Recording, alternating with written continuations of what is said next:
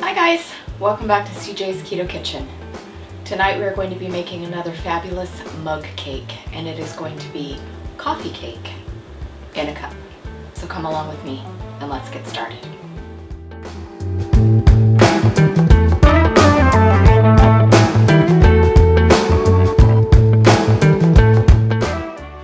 So mug cakes are very easy, especially this time of year if your home is very warm. And they only take a few ingredients and just a minute or less in your microwave and you're ready to have dessert. It's really great for portion control and also if you're just craving something sweet, and once again if you don't want to warm up your house. So this is going to be like a traditional coffee cake and it's going to have a streusel topping. So let's go ahead and get started. So the first thing you need is a microwavable mug or cup, and you need it to be about 12 ounces or larger. The thing with mug cakes is because of the leavening in them and the way that they are baked from the inside out in a microwave oven, they will tend to rise quite tall and then they'll shrink back down again. But if you don't have a large enough mug or cup, then you can have overflow in the microwave, and we definitely don't want cleanup. That is not easy. So you do need something about 12 ounces or larger, and it needs to be microwave safe. So into this cup slash mug, I have placed 2 tablespoons of butter, and I'm going to microwave this just to get it melted.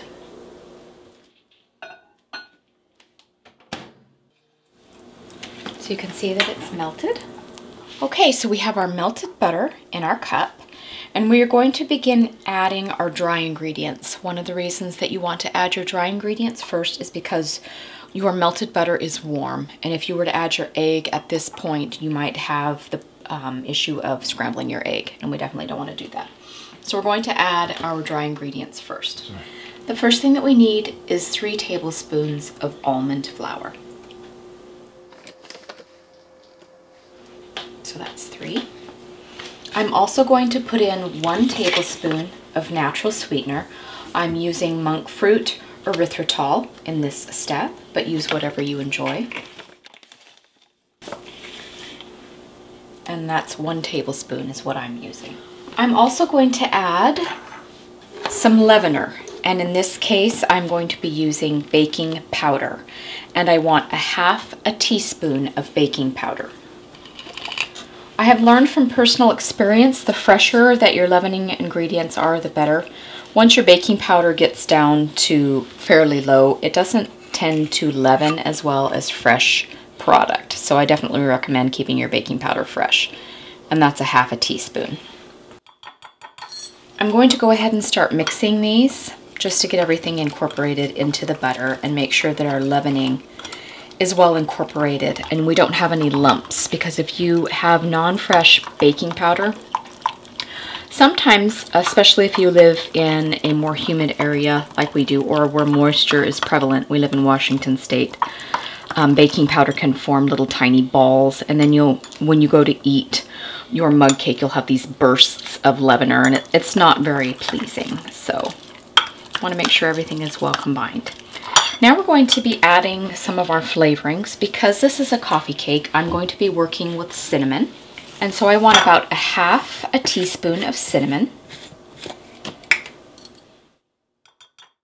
You can add seasonings to taste, as always, with our recipes. If there's a different flavor that you enjoy, if you don't care for cinnamon, nutmeg would also be good here. I'm also going to add about 1 teaspoon, and I just do it in the cap generally, because that's about 1/2. So I do 2, and that's teaspoons of vanilla extract. And we're just going to stir that until it's well combined.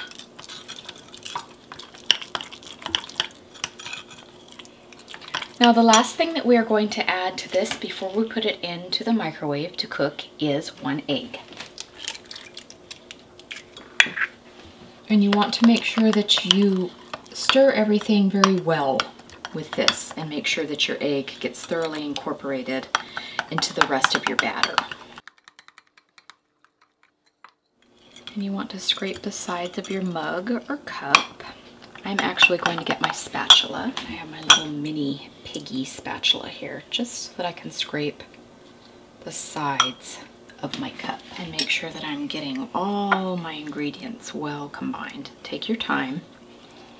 A mug cake, of course, is the idea behind it is speedy, but you definitely want to make sure that everything is well combined so that your flavor is consistent throughout the mug. Now, technically this could be 2 servings, but for the most part, mug cakes are around 4 carbs, even with a double serving. So if you're feeling extravagant, you could eat the entire cake by yourself, or you could serve it for 2. It is still very good portion control. Okay, so everything is thoroughly combined, and we're going to put this in the microwave.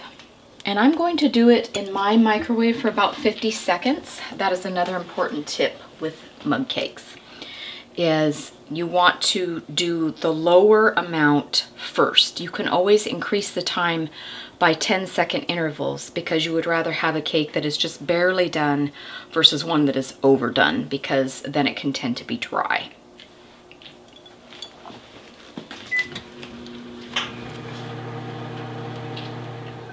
Okay, so we did 50 seconds, and as you can see, you'll be able to tell if it springs back and it's not doughy, which is what you're looking for. But it also rose quite well into our cup. So it does about half of your cup. Sometimes it'll raise really high and then it sinks back down. That's the nature of mug cakes. But that's why you're using a vessel that is tall enough and or large enough that you don't have overflow. Okay, so we have our mug cake ready. Okay, so we want just a small amount of butter, about a half a tablespoon. And I'm going to put a tablespoon of almond flour in there. I also want to put about a tablespoon of brown sugar alternative. I'm using Sucre and Gold, it's my favorite. And I'm going to add just a dash of cinnamon to keep with our coffee cake flavoring. And I'm just going to take my butter, my softened butter, and just kind of work it in there. You can use hard butter if you prefer to make it, you know, your crumb really, really firm, like when you're making biscuits. And if you find that your streusel or crumb topping is not pulling together the way that you would like it to, you can always add just a touch more flour.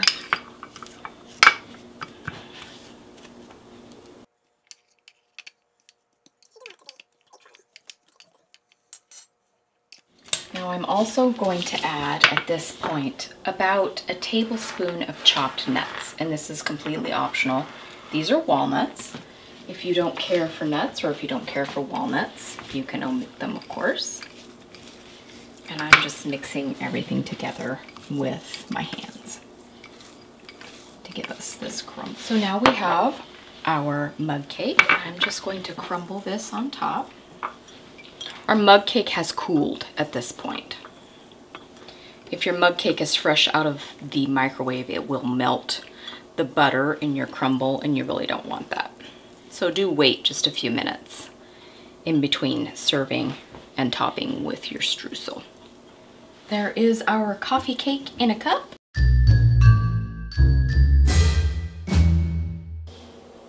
Okay. Hi. Hey. Hello, CJ. Hi. We are having coffee cake in a cup. I see. And you're examining it in its clear cup. Yep. Yep, I see it. Looks good. Alright, tell us if it is good.